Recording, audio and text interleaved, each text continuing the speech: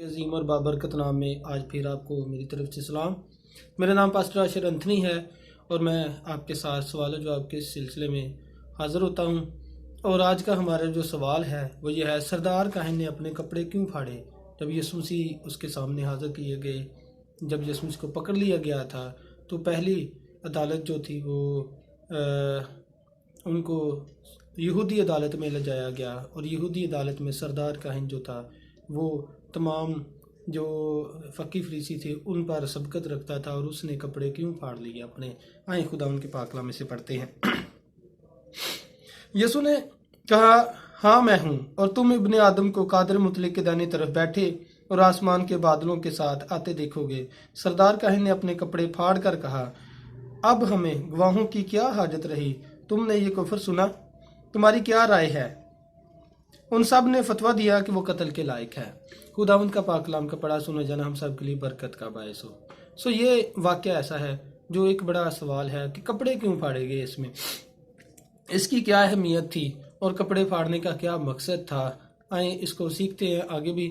शरीयत में खुदावंद ने यह हुक्म दिया था कि जो शख्स कुफर बके वो कत्ल कर दिया जाए, लेकिन यहूदी लोगों के नज़दीक खुदा के बराबर अपने आप को करना ये कुफर था, और या खुदा के ऊपर कोई लफ्ज़ ऐसा बोलना ये कुफर था, और ये बहुत अच्छी बात थी।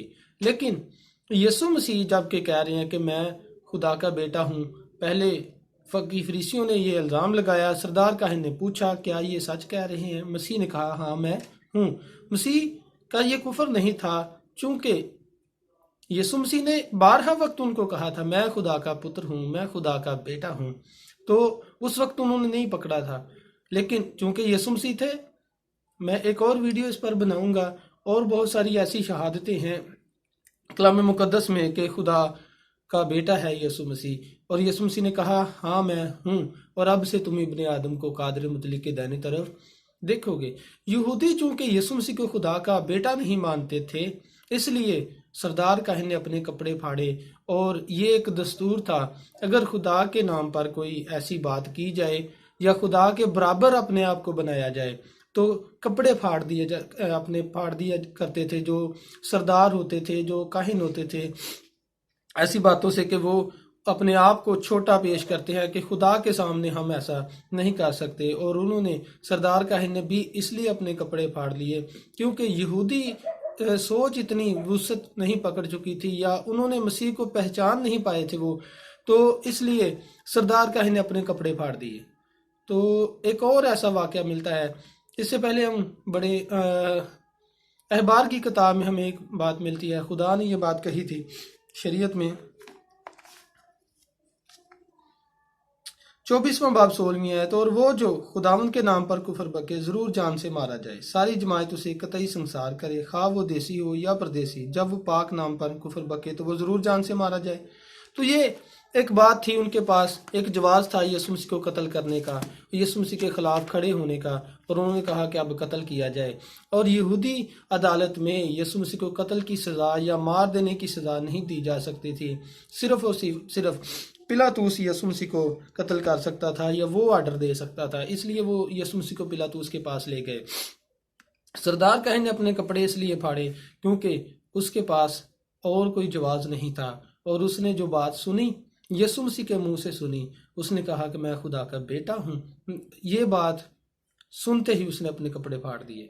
मेरे अजीज बहनों भाइयों, आज भी बहुत सारे लोग यीशु मसीह को खुदा का बेटा नहीं मानते, अपने आप को शहीद करना, अपने आप को मार देना, या और बहुत सारी मुश्किलात में पड़े रहने देना बर्दाश्त कर लेते हैं, लेकिन यीशु मसीह को खुदा का बेटा नहीं मानते। और ये यहूदी दस्तूर था। मैं ये बात कर रहा था कि जब भी कोई ऐसी बात होती तो वो अपने कपड़े फाड़ते थे।